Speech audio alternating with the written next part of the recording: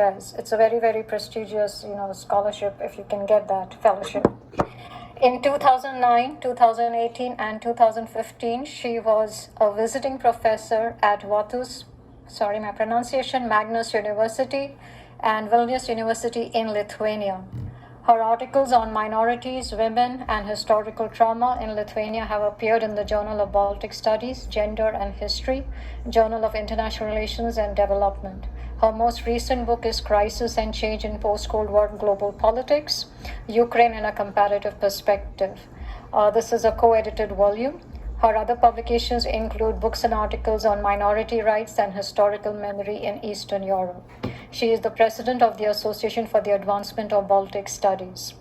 A few years ago, when I was just starting out on my research career, I had contributed a book chapter to Dr. Durval Badwright's book on memory and trauma in international relations. So this is a welcome opportunity for me to, in a sense, reciprocate and invite her to this particular forum. And I hope you will all listen and learn from her also. Thank you very much. Welcome, Durval, and I'll leave the stage to you. Thank you so much, Dr. Mathur, for this wonderful introduction. I'd like to say that it's a great honor for me to be a guest at your research university. It's truly wonderful. And I'm also happy to see that some of my colleagues from Georgia Gwinnett and some of my students joined as well. So shout out to them as well. And thank you so much for joining my presentation. So if it would be possible maybe to pull up the PowerPoint, I guess I would appreciate that. All right, thank you so much, Anika. So you can see that the title of my presentation is A Decolonizing Moment of Sorts. Who supports Ukraine and Central Europe and why, right? So I'd like to make a couple of comments about the title. Who's decolonizing whom? What does colonization have to do with all of these issues? And what is it that I'd like to do today in my presentation? So I'm quoting here Maria Malkso, Decolonizing Moments of Sorts. And when the war in Ukraine started, there were so many people writing about Ukraine. Maria Malkso was one of them. I also wrote several short pieces about the war in Ukraine. And one of the arguments that Maria Malkso made was that, number one, we need to look at the war in Ukraine as an imperial war. And in this war, we see two competing logics, two competing concepts, concept of sovereignty and concept of imperialism. And one very, very important thing that Maria Malkso made was that perhaps somewhat surprisingly, the war in Ukraine was a very powerful moment for states in Central Eastern Europe. Those states were able to assert their agency and, in a sense, transform themselves from policy takers to policy makers. So even though obviously it was a very tragic moment for many people, many lives were lost, and we see obviously human rights abuses, but at the same time, this was an empowering moment for the part of the world that honestly still very rarely appears in the news, right? Today, perhaps, is an exception. Maybe many of you have heard the news about the Nobel Peace Prize going to the Center for Civil Liberties in Ukraine, and also people who fight for human rights in Russia and also Belarus, right? So this is an exception, but nevertheless, very often when we speak about war in Ukraine, we still very much focus, especially in the United States, from what I can gather, on Russia, on the United States, not on East and Central Europe, right? So my goal today would be to tell a slightly different story about the war in Ukraine, a story about empowerment, a story about emancipation, a story about potential for decolonization. So if you could go to the next slide, and the next slide, you will see a map of Central Eastern Europe, right? So let's see whether we can go to the next slide. Okay, just a second. Anika, we need the next slide. Sorry, where is she? Yes,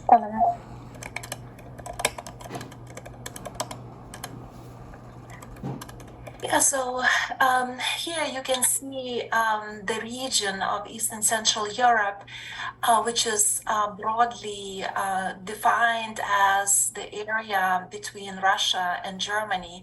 It's a very, very diverse region, and it's unfortunate that very often when people talk about East and Central Europe, they talk about as if it was a very coherent region. I mean, needless to say, there are many minorities living in this region. The countries are very diverse. Today, I will be primarily focusing on the Baltic states. I will be talking mostly about Lithuania, where I'm originally from. This is the case that I know best. But nevertheless, I would probably venture to say that there are several generalizations that could be made about the region of East Central Europe. And unfortunately, again, very often the countries in this region are seen as kind of European periphery. They were indeed associated with the history of empires, right? So we saw a lot of a mixing of empires, Habsburg Empire, Ottoman Empire, Russian Empire in this particular region, right? And indeed, only after World War I, we saw the states in this region assert their sovereignty, assert their independence. That was later on lost with World War II, which was indeed a very huge trauma in this region. Here I'd like to remind you of the term bloodlands used by Timothy Snyder, a famous historian, right, referring to the enormity of the experience of the Holocaust and later on deportations and repressions under Stalin.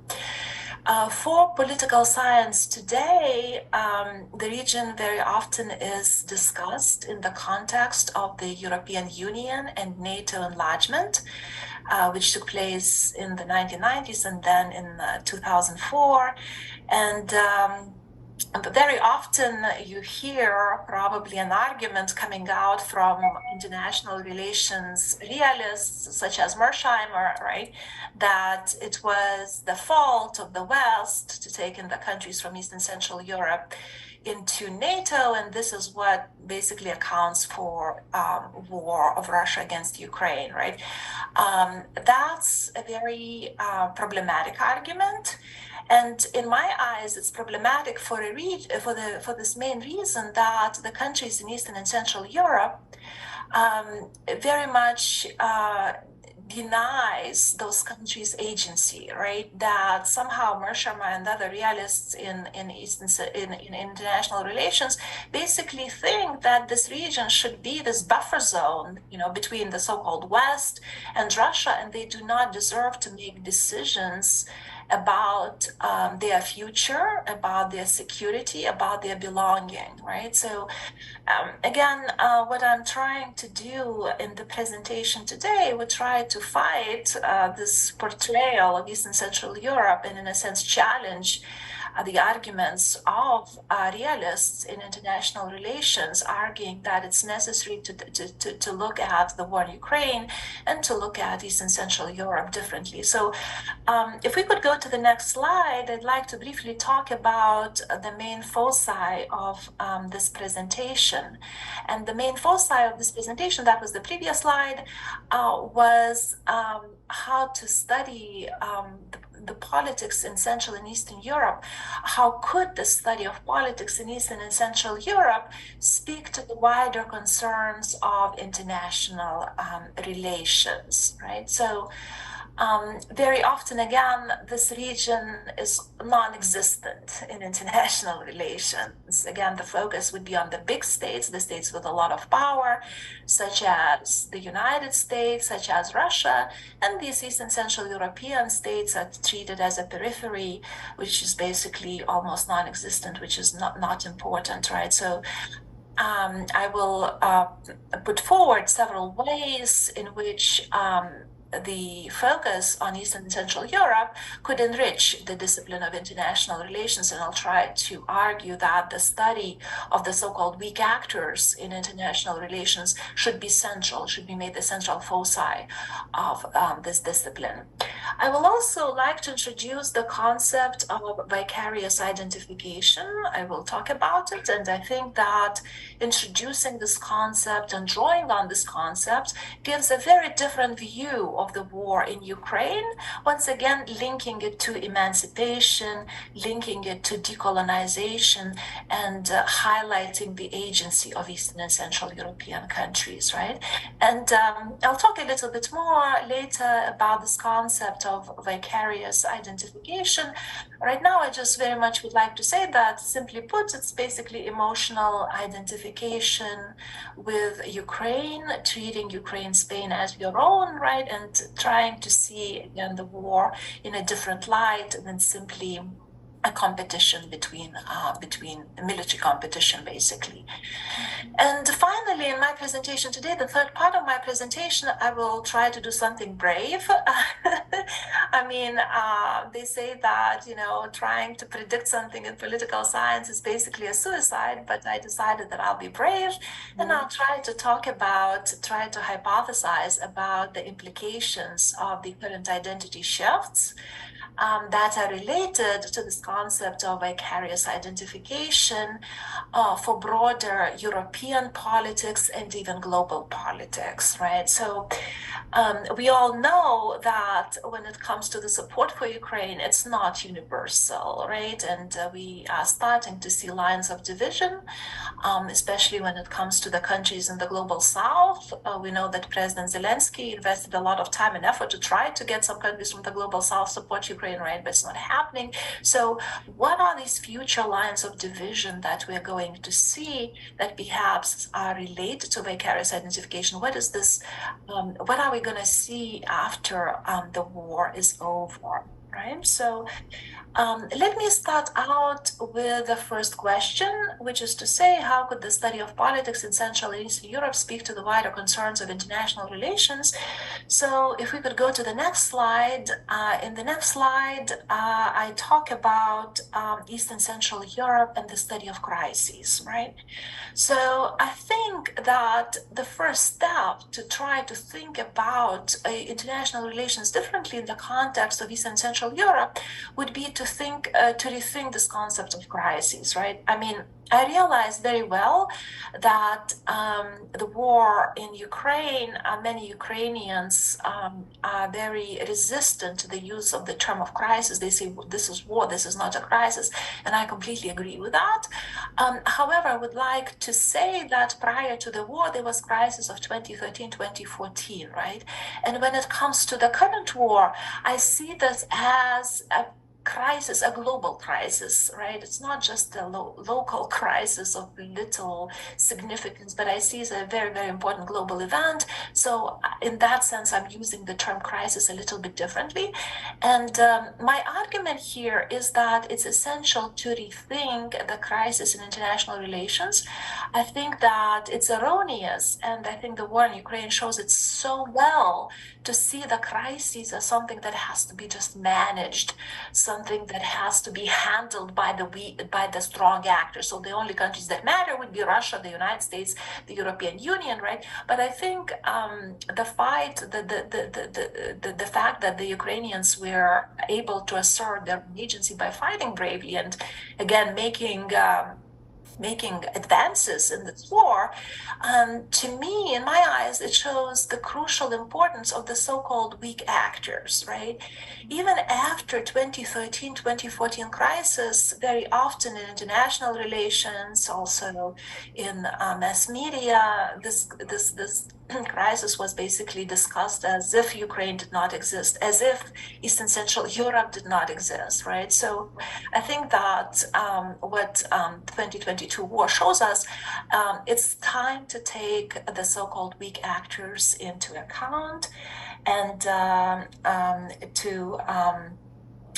if we are going to quote Barkawi and Laffey, those international relations scholars who write about these issues, it's time to pay attention, and I quote here, to the significance of millions and their kin. So it's time to pay attention to the so-called weak actors, including the long neglected Eastern European periphery, right? So how to do it, and how to rethink international relations, right? So instead of thinking about crises as these affairs that something is handled, addressed by big, strong actors, right, that they kind of make business deals and address actors these ways, I think it's important to see crises as engines of discourses, and especially crises as changes in identities, right? So what I'm proposing to do here, I'm proposing to move from strictly material factors to identity, to discourses, right? And what we saw very clearly already starting with the crisis of 2013, 2014, and I argue that it's impossible to understand what's happening right now before remembering this crisis of 2013, 2014, we saw huge changes in identities, right? In Ukraine, we saw the importance of various actors emerging. We saw, let's say, the importance of Crimean Tatars. We saw the importance of women during the situation in Maidan, right? We saw the importance of changes in identities, not just in Ukraine, but also beyond Ukraine's borders in Eastern Central Europe, right? When, again, there was a lot of talk, who's going to be next, right? Who's going to be a next? There was a lot of anxiety. So I'm not going to spend a lot of time talking about these different ways to reimagine crises as engines of discourses and changes in identities. Again, here I'll just briefly say that identities matter. Identities are changed dramatically by events such as Euromaidan, by events such as war. And I'll try to be more specific in highlighting the changes in these identities as I continue with this presentation. So if we go to the next slide, I'd like to for you to see how the crisis in Ukraine, 2013-2014 crisis, the so-called Ukraine crisis, which is kind of a misnomer, right? The Ukrainians did not cause this crisis, how it was described in international relations, right? And when it comes to international relations, 2013-2014 crisis was indeed described as a game changer by some, as a historical event, because again, what's so important was that the sovereignty of Ukraine was violated, and this was, in a sense, a very important development for the European politics, right? However, in addition to these developments, these visible developments, there were also important developments in identity sphere, in memory politics that led to Euromaidan. So if we could very briefly switch to the next slide. There's an image with Euromaidan there, right? A very powerful image, a revolution of dignity that, if we could go back to my previous slide, right? That definitely was associated with memory politics, right? And here I would like to mention that, again, even prior to 2013, 2014, developments that are very often not highlighted in international relations that led to that crisis was a memory war between Russia and Ukraine. When Russia started to assert that Ukrainians are fascists, that Ukraine and Ukrainians basically do not exist, and this discourse continues even today, right? And in that sense, the Ukrainians also, I'll talk about it in depth a bit more, developed their own regime, again, talking about the trauma which was emanating from the experience in the Soviet Union, and talking about the braveness of anti-Soviet resistance fighters, right? So my point here, going back to this main argument that crises are about identities, about discourses, is that we can't forget the importance of memory politics that led to the construction of 2013-2014 crisis. And when we saw also Russian military intervention in the Crimea and Eastern Ukraine, right? Once again, for Ukrainians, that was also, and for many people, including Lithuanians, Lithuanians, that was indeed deja vu of previous events in the past where their sovereignty was violated, right? So if we remember the crisis of 2013, 2014, right, international reactions were shock, people were shocked, but we definitely cannot talk about, strong reactions against Russia. There were some sanctions, but they were not as far going as right now, right? So in a sense, the hope was that this will be enough for Russia, that Russia will stop, and we will go back to politics as usual. As we could see, definitely did not happen, right? So if we could go to the next slide and the next one. Right, so this was Euromaidan. So let me just briefly capture the recent developments, what happened after 2013-2014 crisis, right, and how those developments are portrayed in the West, in the mass media, and how indeed, and what's missing from those portrayals, right? So indeed, if we look at the developments, recent developments in 2022, right, many of the foci of again many politicians, many policymakers in the West was on the military developments, right? And without the substantial support of the United States for Ukraine, Ukraine could not have performed as successfully as it has, right? Could not assert its own agency as it has. So recently we saw obviously the largest land grab in post-World War II Europe with Luhansk, Donetsk, Kherson, Zaporizhia, Russia claiming all of these regions, right? 19% of Ukraine. But we also saw at the same time, very successful counteroffensive by Ukraine, right? Ukraine making victories, taking away villages in the territories in the south and in the east, right? Right now, when following the news, the preoccupation seems to be once again with Russia, and in particular Russia's threats to use nuclear weapons in Ukraine. But at some time there was even talk about Russia's threats to use nuclear weapons not just in Ukraine, but also even against even NATO members, right? So Russia once again is the focus of attention. Also, the focus of attention is on Putin's mobilization and again, very unsuccessful mobilization, right? It's clear that it's impossible to fight a modern war without inspiring people, right? It's very clear that people are not inspired as they're being mobilized to fight in Ukraine. And the focus very much, again, is on the domestic developments in Russia and the erosion of Putin's leadership when everybody's wondering what's next for Russia, right?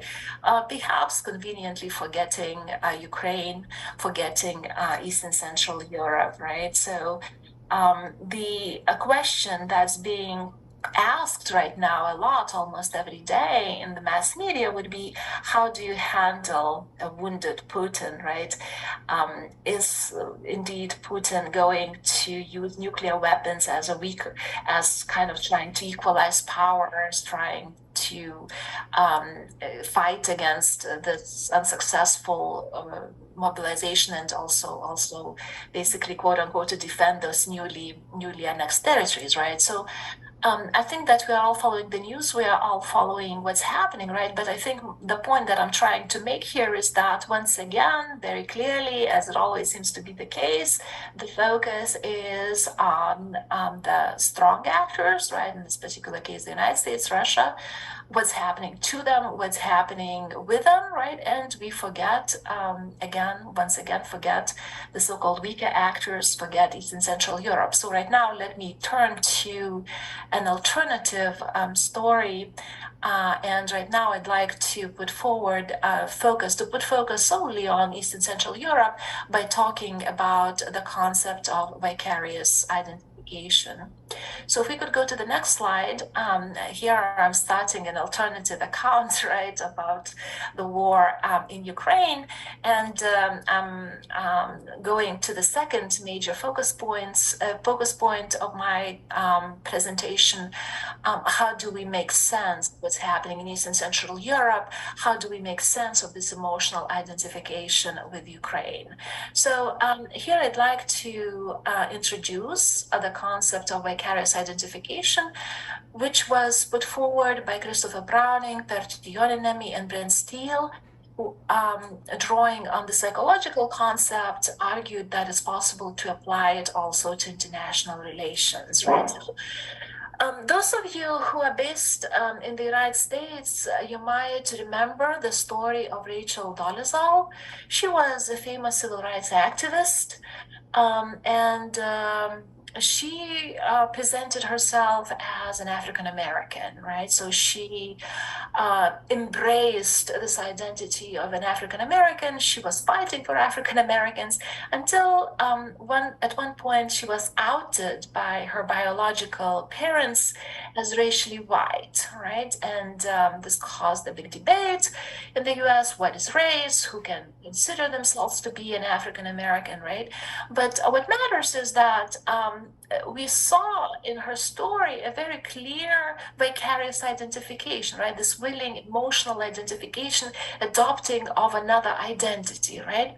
And another thing which is also important from the story of Rachel Dolezal was that she had experiences of trauma, domestic abuse, and that contributed to her vicarious identification, right? So this is a psychological concept, but again, Browning and others are arguing that it's possible to apply this concept in international relations, that in three ways. Number one, individuals would adopt the identities of their nation states. Individuals would express support for the troops, for example, and would express vicarious identification the second way. And also vicarious identification, the third way, would be with the states collective creating identities, when one state adopting the identity of another one, right? And my argument is that, this is what we are seeing in Eastern Central Europe. And I think I find it extremely interesting and fascinating. I'm still at the beginning stages of my work on this, right? And again, it doesn't apply to all of the Eastern Central European states. States such as Serbia or Hungary probably do not have the same level of vicarious identification as Lithuania, right? But we're seeing the states creating this new collective identities as they're trying to search for security, as they're trying to search for stability, and as they are dwelling on their previous traumas. If we could go to the next slide, please. The next slide shows what I mean when this is a picture from Vilnius, Lithuania, when the Lithuanians are identifying with Ukraine, right? So there are numerous demonstrations, numerous rallies. You could show next picture, please. Another picture in my, they're basically emotional showings of support, right? That Russia is a terrorist state, that Russia is pursuing genocide. Next picture, please. This is also a very powerful picture, a very moving picture. These are women protesting in front of Russian embassy. This is a picture showing again protest against rape in Ukraine that's taking place, right? So once again, the point here being these pictures were used together with my article that I published with the Lithuanian radio and TV, right? But I love those pictures because they definitely show how strong this emotional identification with Ukraine is. If we could go to the next slide, I'd like to briefly talk about some of the examples. Again, unfortunately, I do not have time, nor do I have knowledge to talk about the entire Eastern Central Europe, but I can talk briefly about Lithuania and the Baltic states and military, political, and social support that they have provided to Ukraine, right? So when it comes to military support, already, in February 2022, a former President Grybauskaitė started talking about the importance of no-fly zone, right? Eventually, the three Baltic states, including Lithuania, argued for the no-fly zone for Ukraine. Lithuania started giving weapons to Ukraine even after 2013-2014 crisis, right? Even a long time ago, lethal weapons, I mean. And very, very importantly, and this is both military support and political support, Lithuania and the Baltic states and Poland too are very vocal and very devout supporters of Ukraine's expedited NATO membership, right? So many Lithuanian politicians basically saying that Ukraine can expect our unconditional support, right? I'll give some data too, some interesting data. So this comes from Kiel Institute for World Economy. And one of the major findings of this institute was that Central European states, if we take into account their size of the economy, right, they're actually contributing much more to the invasion than Western European states, right? So Estonia would be leading, and this is from several months ago, but Estonia basically gave to Ukraine the equivalent of 0.8% of its economic output, and then there's Poland and there's Lithuania, right? So without any doubt, states such as the Baltic states, Poland, the Czech Republic are doing a lot. And also when it comes to military support, right? Very recently there was a debate in Lithuania: are we going to give some of the essential weapons to Ukraine? Ukraine asked for more military support. Will we have enough left to support to defend ourselves, right? But the fact that such a discussion is even taking place actually shows the devotion of Lithuania to Ukraine. And also huge political support for Ukraine's European Union membership and suspension of all Russian gas and oil as early as April of 2022 in the case of Lithuania, right? There's a lot of social support. I'll be brief here. I'll just mention that it took just several days for the Lithuanian people to give money to buy a drone, right? And many people opened their homes to refugees, which is very different from compared to the previous refugee crisis that took place that involved Belarus. So if we could move on, I'd like to briefly talk about why this is the case, right? So again, remembering the story of Rachel Dolezal, right? I mean, very clearly we can see how East and Central European states are kind of vicariously identifying with Ukraine. And just like the case in Rachel Dolezal, the previous traumatic memories are playing a major role, right?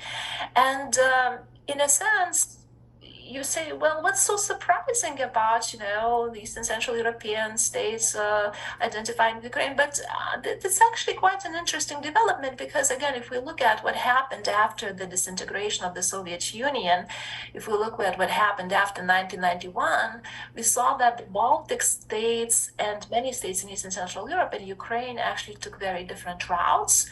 There were huge challenges with nation building in Ukraine. Ukraine was not really ready, and many people in Ukraine did not want to join NATO, right? So Ukraine spent some time looking for its own identity, while in the case of the Baltic states, many other states in Eastern Central Europe, it was very clear from the beginning that there was a desire to join the transatlantic community, right? But once again, when war in 2022 happened, previous experience of trauma played a huge role. And here you can see a quote from Jonas Kazlauskas, who is a 50-year-old teacher in Lithuania. And he said, my grandparents were sent to Siberia. My father was persecuted by the KGB. Now I live in a free democratic state, but but it seems as nothing can be taken for granted, right? So again, there was this very, very strongly expressed anxiety, existential threat that was associated associated with previous traumas and with the trauma of Ukraine. So if we could go forward, please. I very briefly would like to talk about the next slide, which is the creation of similar memory regimes. So this is also a very interesting question, how indeed recently, and I would say around 2013, 2014, for the case of Ukraine, how Ukraine and Lithuania and also other countries perhaps in Eastern Central Europe, because it's possible to talk about that region as a memory region, created similar memory regimes. And in those collective trauma memories, the concept of genocide was an essential concept. So for the Ukrainians, genocide was Holodomor, or the Great Famine of 32 to 33, when millions of Ukrainians died of hunger under Stalin. For Lithuanians, if we're just looking at those two cases, it was the trauma of deportations and repressions under Stalin, right? So here, what happened during President Yushchenko from 2005 to 2010 mattered a lot for the Ukrainians. When the Ukrainians started creating, in the words of Tornquist, Pleva, and Yurchuk, anti-colonial nationalist politics of memory, very much focusing on how wrong the previous regime of Stalin was, and how brave the anti-Soviet resistance fighters were, right? So in that sense, we started seeing how memories of previous wars, especially World War II, the aftermath of World War II, became part of the ongoing wars, right? So memory politics became part of the ongoing military conflict. And especially after 2013, 2014 crisis, these narratives about fighting, bravely resisting the Soviet Union and suffering under the Soviet Union kind of became the core of the traumas experienced by Ukraine and Lithuania. So if we could go forward, I would like to just show a couple of pictures that looking at these pictures of the current traumas, right, it probably doesn't come as a surprise that memories of destruction and trauma of World War II come into equation. If we could go to the next picture, we see again, lying bodies and human rights abuses in Irpin, the territory close to Kiev, right?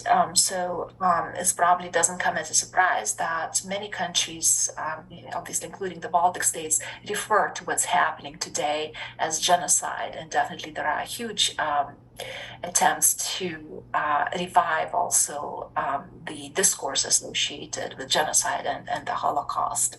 So let me go to the last part of my presentation. I realize that I have been talking a lot, and here I will conclude by talking about the current and future lines of division, right? So in order to think about these current and future lines of division, again, I'd like to make a point that trauma definitely, as you can see, became this mobilizing force that helped to create collective identities between states, but also it introduced some divisions within the states, right? So here I'll talk about the Baltic states, primarily Lithuania, but this is also probably true about other states in Eastern Central Europe, right? So what's actually quite divisive, seems to be quite a divisive moment in the Baltic states and elsewhere, would be to get rid of Soviet-era monuments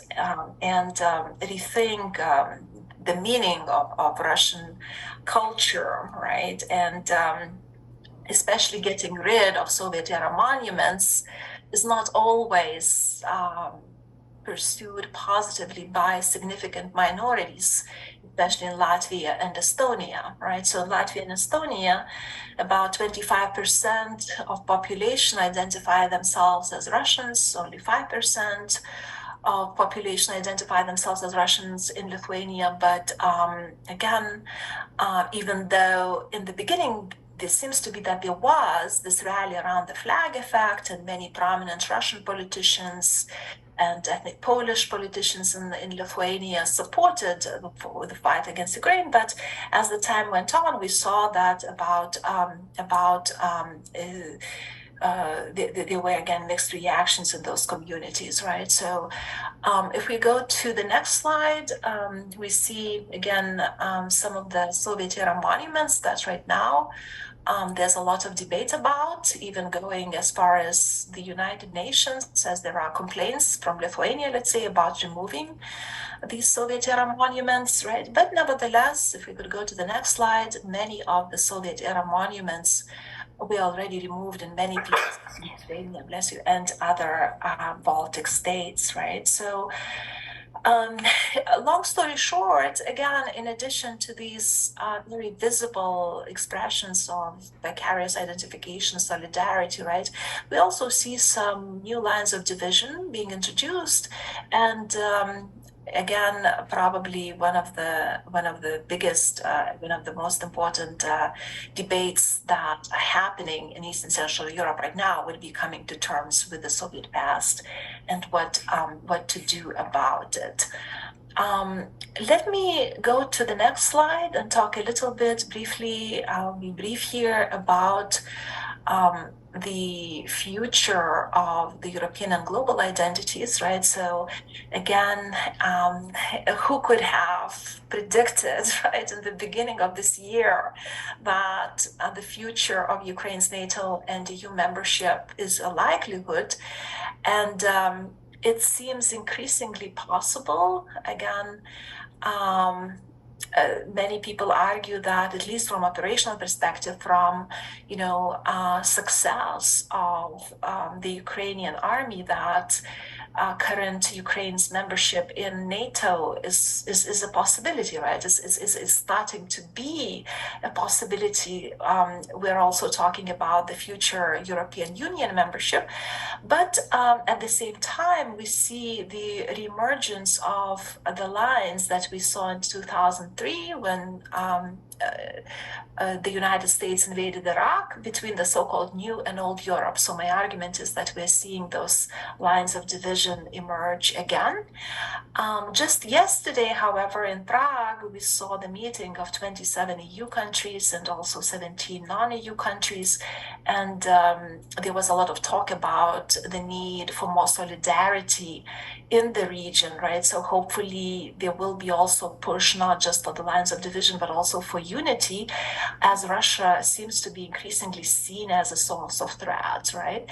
I do not think that global lines of division will go away soon, because again, there are different perceptions of threat, there are different regions of memory. So I think that we definitely are going to see some remaining lines of division. And let me conclude by offering some very preliminary conclusions. So I try to highlight some of the meanings of this decolonizing moments of sorts, to highlight the insights by Maria Malkso. And here I argued, right, that again, for East and Central Europe, decolonizing moments of sort coincides with new identities, new discourses, and specifically emotional identification with Ukraine, right? I also argued that it's essential, if we're taking East and Central Europeans' experience seriously, it's essential to rethink crises and trauma in international relations by reimagining crises as engines for discourses, as something that changes identities, right? And I specifically focus on one particular change in identity, vicarious identification in Central Eastern Europe, again, drawing primarily on the cases that I know best, Lithuania and the other two Baltic states, right? So perhaps my main point from this talk would be that the 2013-2014 crisis, and also especially the current war, very clearly has shown that the international relations should not be ignoring weak actors in international relations and global politics, right? That it's essential to find ways to capture their agency and also show respect for their identities and changes in those identities. So thank you so much. I'll stop right here. I'm sorry I talked for so long, but I'm sure there's enough time for questions, comments, and discussion. It was absolutely fascinating, Dova. Like it was like you could have continued for another 1 hour. There's so much over here to unpack is unbelievable. There's a lot of interesting concepts, a lot of theories, and a lot of even the pictography around it is very, very interesting to work with. But I will basically open it up for the audience, and if you have any questions for Dr. Doval Badroit, please feel free. I say if you can please raise your hands or you can type in your questions, then I could basically let you proceed. Jacob, do you want to? I see you're very eager to ask your question. You've written it and you've raised your hand, so we'll take your question first. Yes, Jacob? I was just thinking in terms of that statue thing, sorry if it's a little loud, that would it be kind of like the issue with the Confederate statues in the South? Because that was a big thing because I live in Jordan. It was a huge thing and everyone kind of had their own opinion about it, those who live here.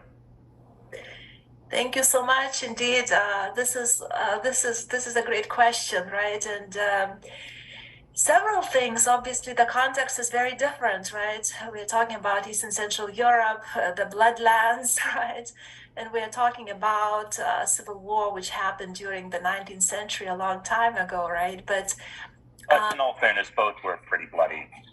Both are pretty bloody. That's correct. That's very, very true, right? But I think that probably one of the differences would be the distance in time, right? That for many East and Central European countries, again, this memory of World War II, the post-war, is still very much alive and well, right? That, again, people who participated in World War II, who suffered during World War II, well, many of them died, but they were our grandparents, right? So there's also actual transmission of memories from person to person. So I think those memories are much, much more, shall I say, raw, right? And in both cases, I can say that the issue has more to do probably with current politics than the past, right? With changing identities, with changing values than the past, right? So I myself, I'm based in Atlanta, so I'm very familiar with the debate surrounding Confederate statues, right? And I think that what we are seeing, the way to look at these developments would be to see the changing values, the changing identities of the current South, right? I mean, increasingly we see people who are unwilling to treat the Confederate legacy as something which is legitimate, and their voices are heard, and their voices are significant, and they play a very, very important role in this debate, right?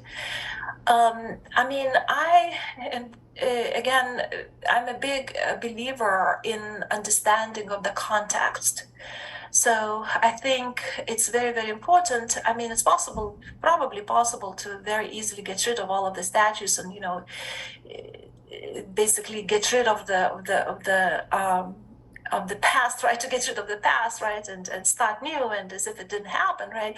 But I think it's important to make sure that our children, our grandchildren also understand the context, right? So perhaps if we are thinking about, leaving some of those remnants of the past, I think it's very, very important to include sufficient information and let, again, the grandchildren and children know what the past was all about, right? So again, as I showed in my presentation, what's very, very clear about the current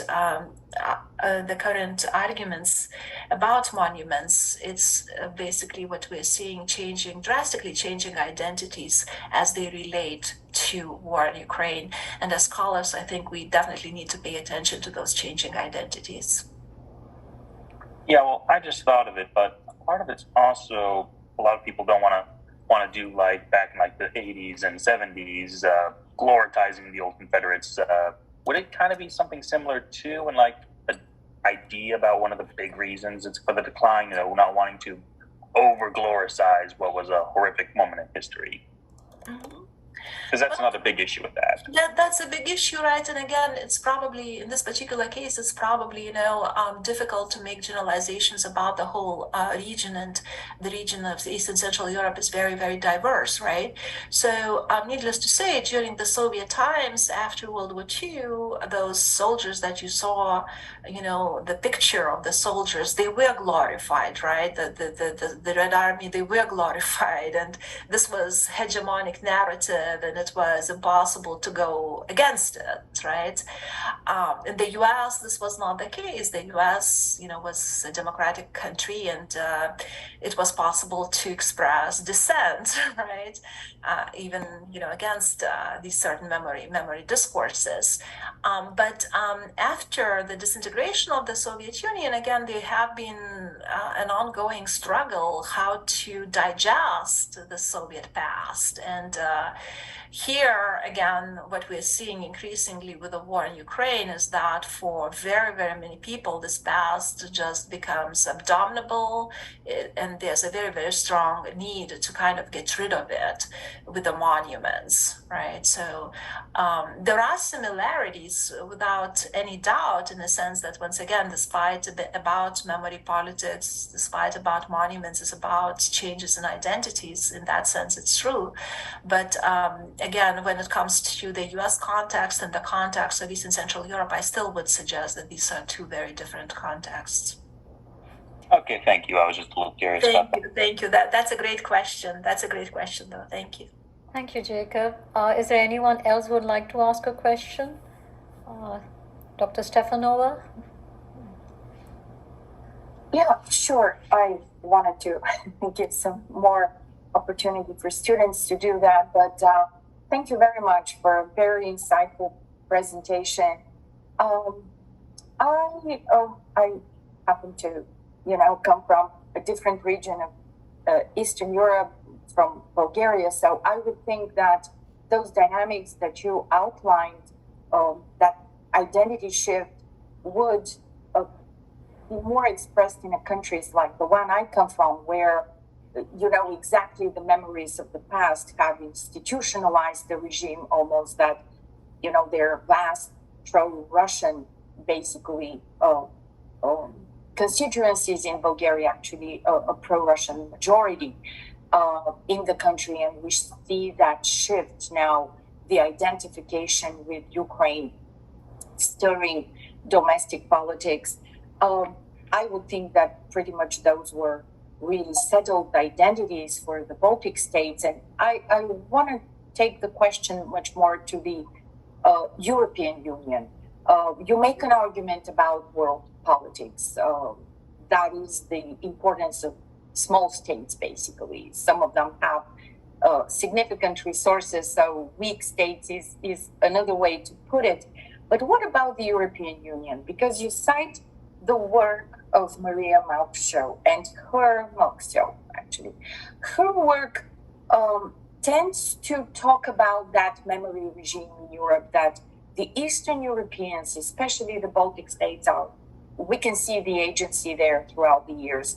They have elevated the anti-communist or the communist legacies past to one of the two already memory regimes in Europe, the Western European one that emphasizes the Holocaust experience of Europe, and then the Eastern European that elevates communism and communist legacies to genocide and the traumas of the World War II past of Europe.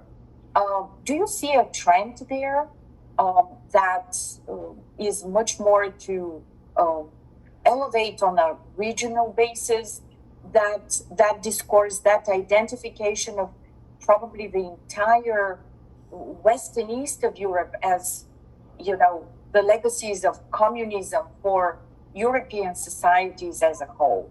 Or is it going to be just some kind of a rearrangement within the region, a consolidation of that part?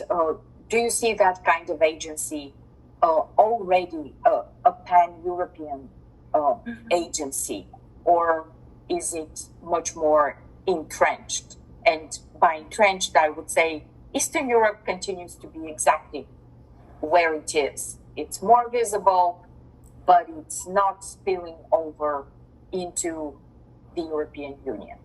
Thank you. Thank you. This is a fantastic question, a fascinating question, and I've been very interested in the building of transnational European memory. I think I definitely very much have a lot of respect for Maria Maltzo's work and her argument that the Baltic states and just the other Eastern Europeans kind of have been subalterns and have been trying to introduce their narrative into Western Europe. I guess I have to say that I'm a bit pessimist when it comes to the development of pan-European identity.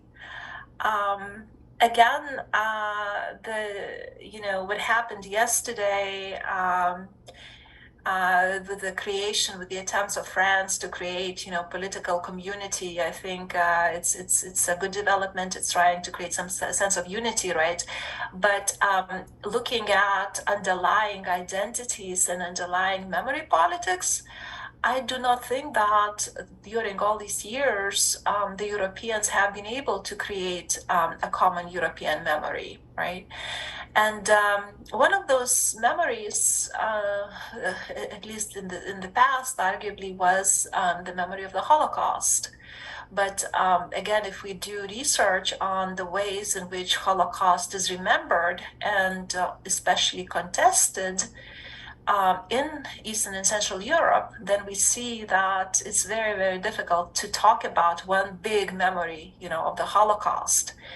And the same is true about a memory of communism. I think, especially when it comes to the views of some European countries, in the past, they found this condemnation of communism as ideology that was coming from East and Central Europe very distasteful, right? They were arguing, how can you, argue that the whole ideology was wrong, was unacceptable, right? So I think that East and Central European states had some victories, some small victories, such as the introduction of Molotov-Ribbentrop Pact, awareness of that pact in whole Europe.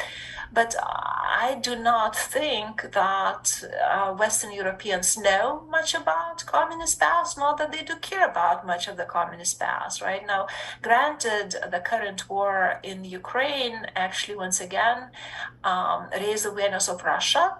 But even, the images and ideas about Russia differ in Europe, right? And one of the very preliminary conclusions that I'm reaching by using this concept of vicarious identification, by looking at, why do countries such as Lithuania, how do they create common memory regimes?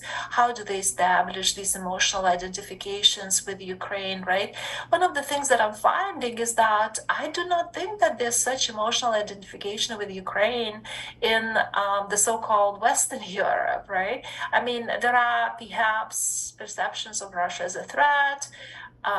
There's support for Ukraine, but not the same level of emotional intensity as we see in, let's say, the Baltic states and Poland, right? So at some point, again, it seemed to me that almost we're seeing the same lines of division, right? As France and Germany try to argue that Ukraine should start talking to Russia, give up some of these territories, which again, looking from the perspective of Ukraine and the perspective of somebody, like Lithuania, this would be like, talking to a devil, talking to a robber, right? Why would you want to negotiate with a robber, right? Why would you want to negotiate with this complete evil, right?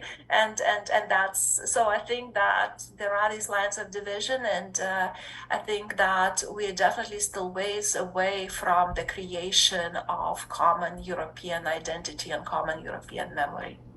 Okay, thank you. If I can, just one short follow-up, because your reply just led me to it. So thank you very much for your insights. But would that actually mean that we need to reform the understanding of socialization in Europe? Because that's pretty much the paradigm how this EU identity basically is forged in Eastern Europe. So your argument about that emotional identification actually something that goes beyond that template of socialization, which pretty much moved from west to east. But now with the agency of Eastern Europe, we can see that there is a need to look even deeper than that template, which is pretty institutionalist, and I've worked with it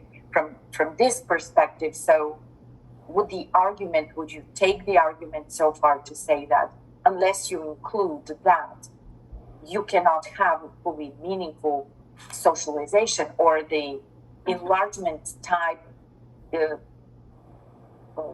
socialization of Eastern Europe only went that far, and the crisis associated with Ukraine actually have pretty much upgraded that whole idea about socialization. I think it's a fascinating question. I thank you so much for sharing it with me. I think it will be very useful for my future work. You know, how to integrate and how this the concept of socialization relates to vicarious identification and emotional identification. I think it's an absolutely essential question, and I think especially if we would like to put forward hypotheses about the future of Europe, about the future of European unity, right? I think it's absolutely essential to look at the processes of socialization, as you argue. I think, and I can think about even different levels, right? I mean, different levels of socialization. Definitely this attempt to, teach right, East and Central Europeans of democratic ways, right? Looking at East and Central Europe as a territory which is acted upon, right? I mean, from top down. There definitely have been attempts to do that, right? And the socialization, this process of socialization included, teaching those Eastern Europeans about the Holocaust and their crimes, and this has to be done. This, I think, it's definitely very, very healthy for any country to look critically at its own past, right? But I think, again, this process of socialization that was kind of pursued top down was relatively unsuccessful, because there was a lot of resistance to top down and being looked at, somebody like an object rather than a subject, right?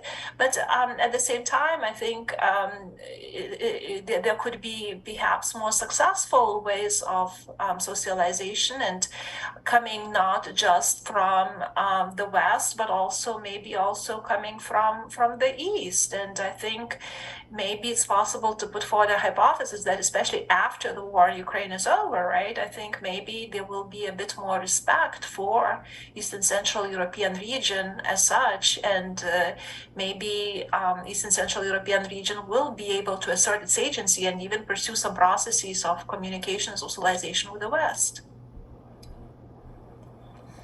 Thank you. We have another hand up. Beatrice from Oxford University is here. She's a PhD student in anthropology. Welcome, Beatrice. Please go ahead with your question. Yeah, hello everyone. Yeah, you already read my comments saying that, yeah, I'm based in Oxford actually, so it's a late evening here.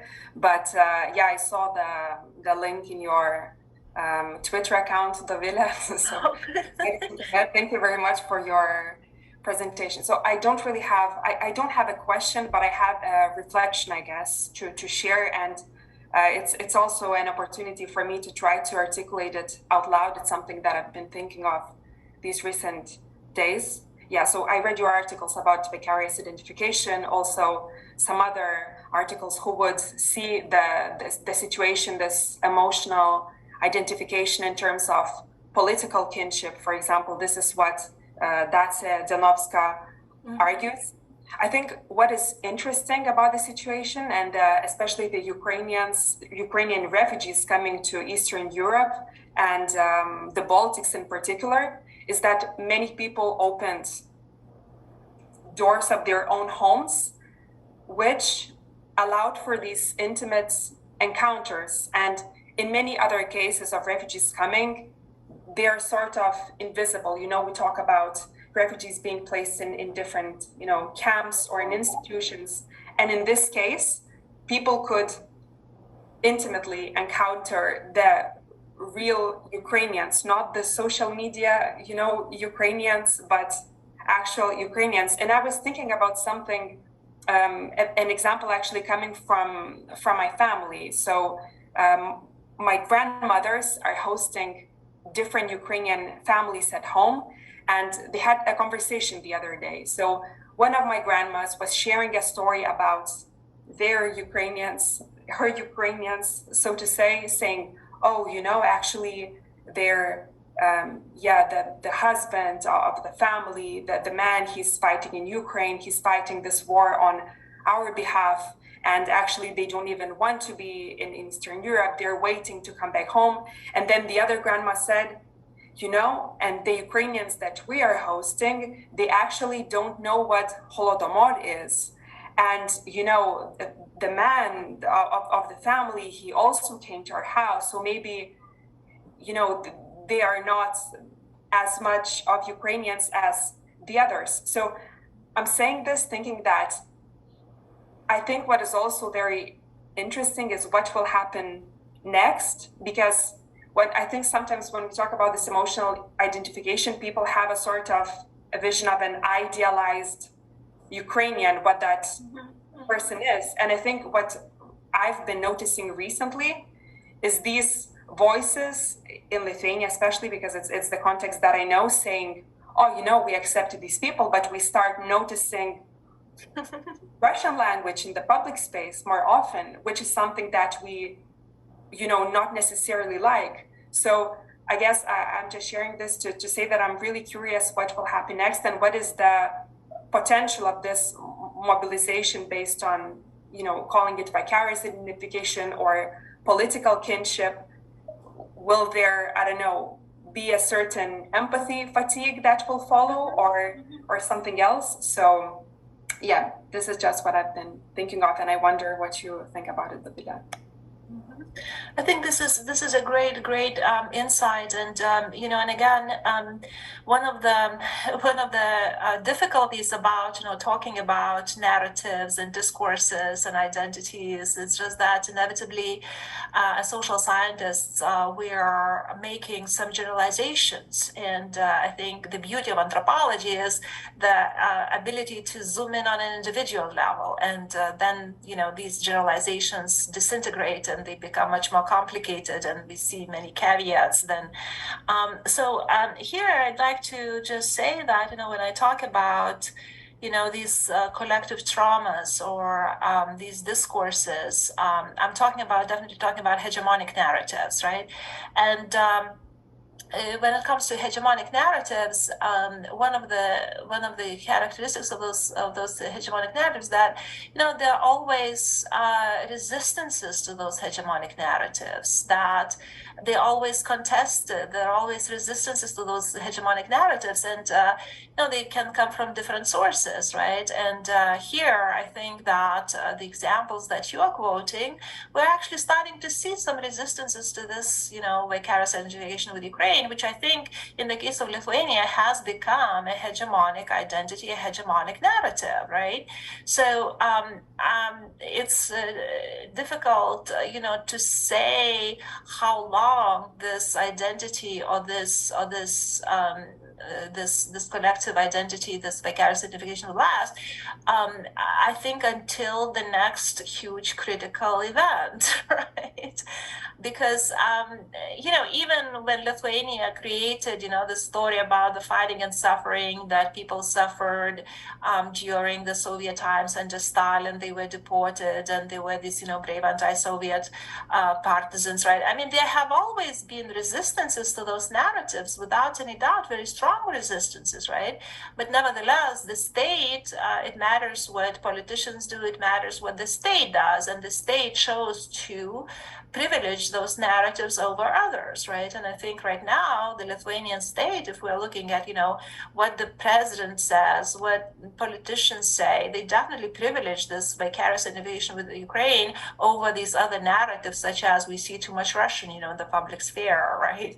So it's a fascinating question. I think, again, power plays a very big influence in which narratives and which identities become hegemonic, right? But I think in the case of Lithuania, unless we see another major crisis, I think that this established identity and discourse will stay for a while. Thank you. I would like to take the time to ask you 3 questions, if I may. Have been dying to ask them. So please, if you can. The first thing is that, would you like to comment on why is it that when it comes to representing the voices of Ukrainians and people from Central Europe also, as Beatrice also pointed out, in the Western media, especially in the US, we only hear the Zelensky voice. Even the voice of a US congresswoman from Ukrainian origins, basically, even that was suppressed. Right. So why is this only one voice getting the total visibility on the Western media scene? Another thing is that there is this one voice of Zelensky, and then the second thing is there's the second voices of the weakening Russian morale. Right. These are everyday headlines in the Western media press. So I wonder if you have actually anything to comment on that. Second thing is that when we're talking about vicarious identification, right, the idea of vicarious means you're borrowing, right? You're borrowing from someone. So over here, we already know that in this part of the world, almost 30% plus of the population has ethnicity shared, languages shared, the culture is highly shared in a sense. So there's always this, in a sense, a kind of a dilemma whether we are going to borrow the identity from the West, right, this whole idea of a liberal democracy, or whether we are going to, in a sense, the caricature of an authoritarian vis-a-vis the democratic, in a sense, right? So is that the only corpus available for these developing countries to borrow from? Right, these caricatures, and therefore this whole idea of vicarious identification, or is there something more nuanced about it? And third thing is that even as we refute some of the realist discourses which try to limit the war by using the language of frontiers and deterrence and alliances, etc., but then by using the language of decolonization of sorts, are we in a sense weaponizing the post-colonial discourse by saying all these traumas, collective traumas, etc., they are in a sense contributing to the aggression in this particular war. So then how is it, in a sense, when we talk about the resistance to the mainstream literature, right, which has been the mainstream, in a sense, the picture of strategic studies, etc., if we want to counter that with the post-colonial discourses or critical security discourses, etc., how are we actually doing that? Because over here, we're not really talking about any possibility of alternative voices. We're not really talking in terms of the diplomacy or the negotiations. But in a sense, we are saying, oh, this is what is again contributing and reinforcing that aggression. So does the mental map of the world, in a sense, remain as depressing as the realists want to paint it? Thank you, Rita. These are difficult questions, right? And I definitely need to do a lot of thinking to be able to answer them. But I'll try to do my best what I can right here. About the mass media in the U.S. and the focus on Zelensky and why not include more voices, including the voices of dissent, and including the voices that I guess do not necessarily support the accounts of Zelensky, right?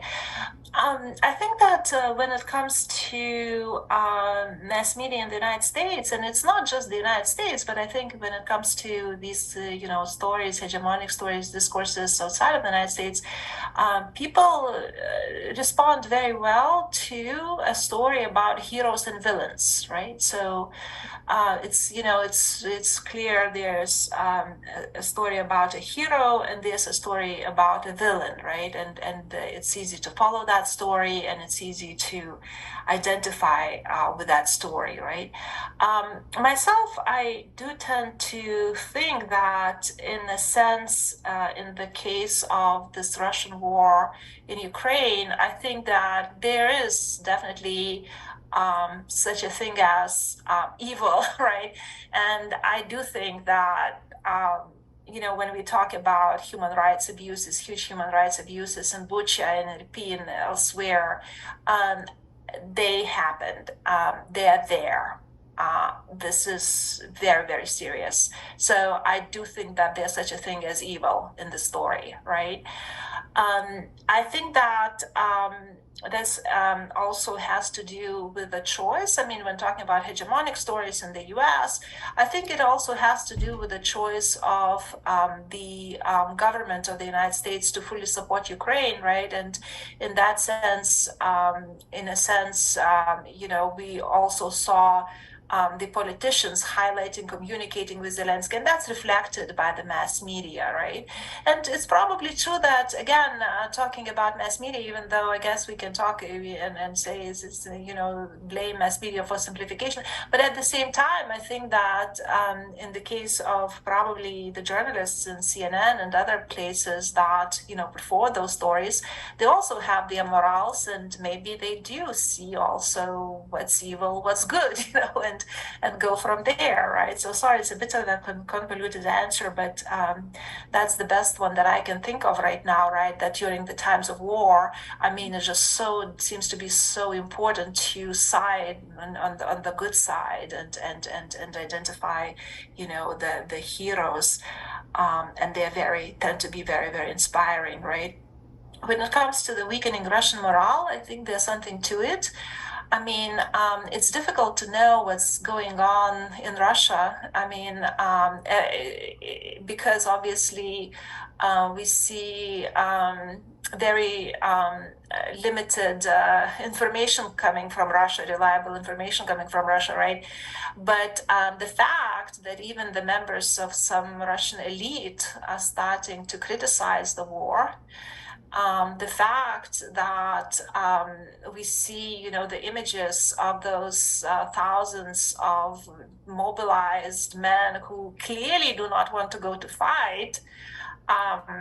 They're also, I mean, in Lithuanian media, they also, I read recently some interviews with a person of the Lithuanian descent who was serving for the Russian military and who was captured by the Ukrainians, and there was an interview with him.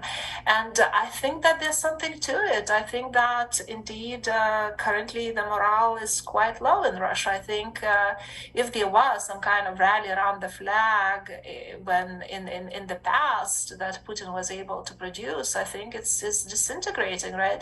It must be very, very depressing to see, this military that many Russians probably thought was, one of the strongest militaries, in the world, right? Basically doing such a bad job, in a country which in their eyes should not be even a country, right? That Ukrainians do not even have the right to be called a sovereign country, right? So I think it must be pretty darn depressing. So I think there's something to the fact, I think that I agree that we can definitely see a weakening Russian morale.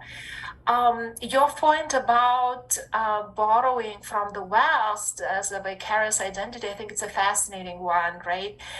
There's so much written about in the Eastern Central Europe kind of wanting to copy Western Europe and be like the West, right? This fascinating insights, I mean, from the 90s, especially when there was such a big desire to, return to our roots, return to Europe, right? And definitely there's this idea of vicarious identification with the West in the 90s and early 21st century when the European Union expansion, NATO expansion was taking place, right? But I think and again, I would have to do a little bit more thinking about it, but one of the most fascinating, developments right now to me as a social scientist would be to see how, in a sense, identities are changing, not just in Lithuania, Latvia, Estonia, but also in other European countries, like Finland, for example, too, right? How they're changing. And that, these former, nobody, in the 90s, if you asked a Lithuanian, would you like to identify with Ukraine? Well, not really. We are the West, right? We are not like Ukraine. But right now, what we are seeing with this war, we are seeing, this vicarious, not with the West, which was kind of always, something to be like, but we are seeing, slogans such as "Be as brave as Ukraine," which to me, that's why this vicarious identification with Ukraine, I think, is so interesting, right? That it's not that, again, there's a desire to identify with somebody who is, more sophisticated, better, more advanced, but somebody, in a sense, who was almost seen as below us, right? Lagging behind in the 1990s, right? So it's kind of a very interesting change in identities and change in hierarchies, even, I would say. Regarding the last question about weaponization of the post-colonial discourse, I think that this can be avoided, again, if we are linking the study of this decolonizing moment of sorts, right? And I tried to do it in my presentation, maybe not very successfully, but I think it's important to link it to memory politics, to link it to identities, and not necessarily talk about the battlefield, right? When we are also, paying attention to memory politics, when we are paying attention, this is very much like Maria Malkso is doing, defending memory, right? I would say that, in a sense, we are looking at this interaction between the weak and the strong actors. And we're starting to see this global IR as an interaction between the strong and the weak actors.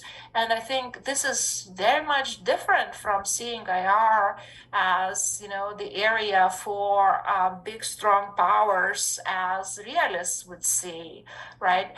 I think it's probably would be impossible to deny that, there's such a thing as, memory war, that is related to the real war.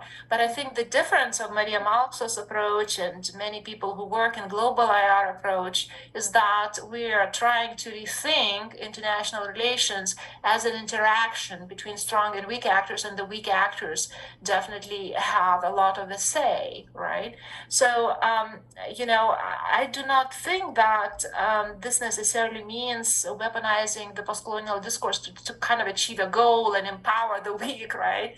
It's just merely saying that for understanding of even, traditional questions in international relations, such as crisis, right? Such as identity construction, I think it's very, very important to pay attention to both, interaction of both. Thank you. Yeah. That's quite a persuasive response, but we can take it further when we meet at ISA. Any other questions from the audience? We have only a few minutes left. We just have 7 minutes left, so if something very quick, please go ahead.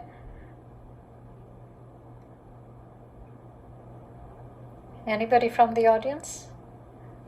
Well, I guess Dr. Dewald Budright is a very, very persuasive speaker, and everybody seems to be very I think I see one hand from Jacob.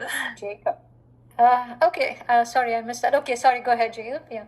Sorry, Jacob, go ahead. I just wanted to do more like a quick comment, because when the war does end, and it will eventually end, the refugee crisis is going to come to the issue, like, if it drags on long enough, you're going to have the issue of some people aren't going to want to leave because they've built connections, they built friends, they've rebuilt lives, so to speak, in some of these other countries. And then you have this massive issue piling on top of other issues, such as destabilization of Central Asia and the issue over what's going to happen when the war's over.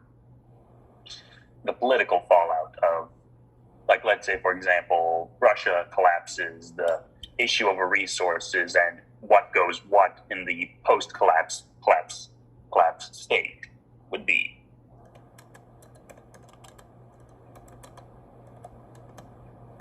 I was just thinking out loud. That's a very interesting question. I mean, I think so many politicians right now, policymakers, so many scholars, indeed, are thinking about what will this post-war situation look like. What does it mean? Victory. Who gets victory?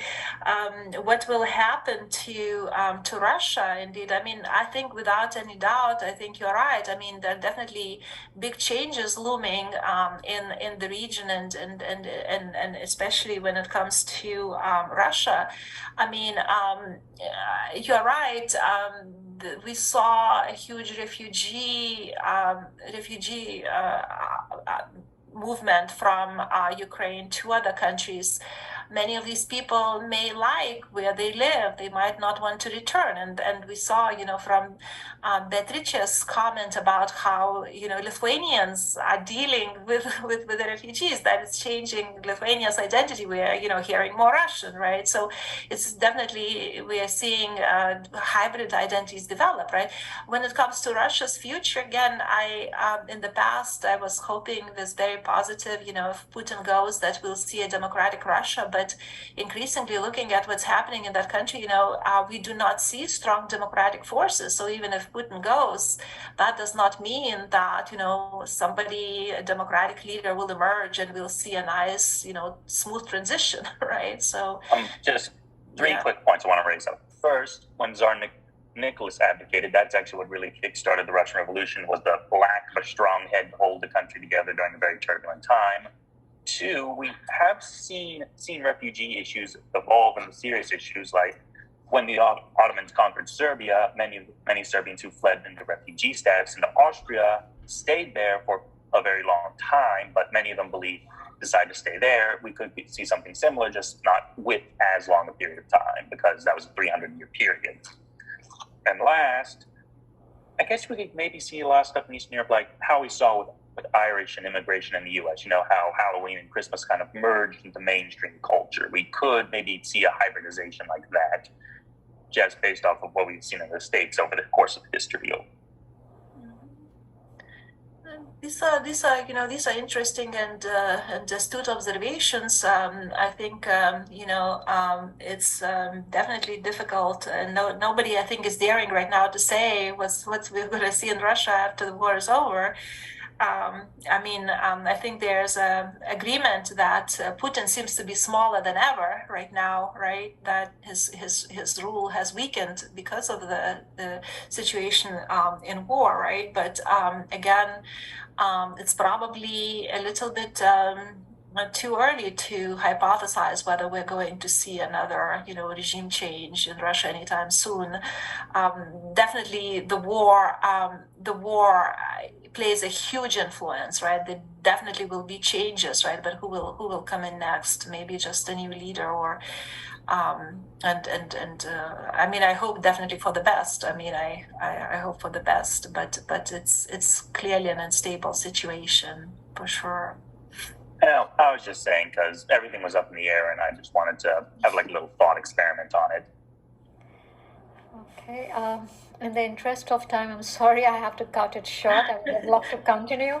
But, there are very interesting questions coming up, because over here right now we are clapping, in a sense, and applauding, which is going to be most likely the defeat of Russia. It's already a fait accompli in some respects. But the rise of the US supremacy, right, as an unchecked economic powerhouse, military powerhouse, is something which will be a matter of concern with regard to practices of transparency, etc. And this is happening also. We never got around in terms of talking. We spoke about the memory war, but then there's also the cyber war, which is being waged in this particular area, and the population control practices which are taking place in this area. So hopefully we will have another seminar on this topic sometime in the next semester.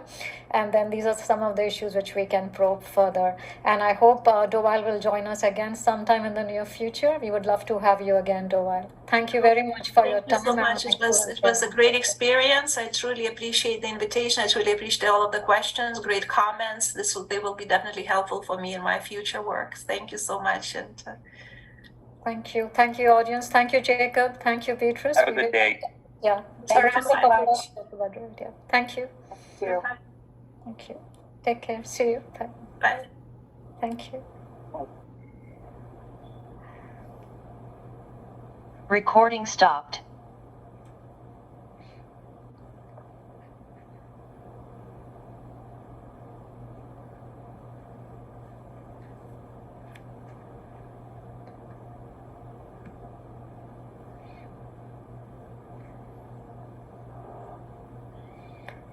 Okay. Thank you everyone for your time. If you are okay, please log out.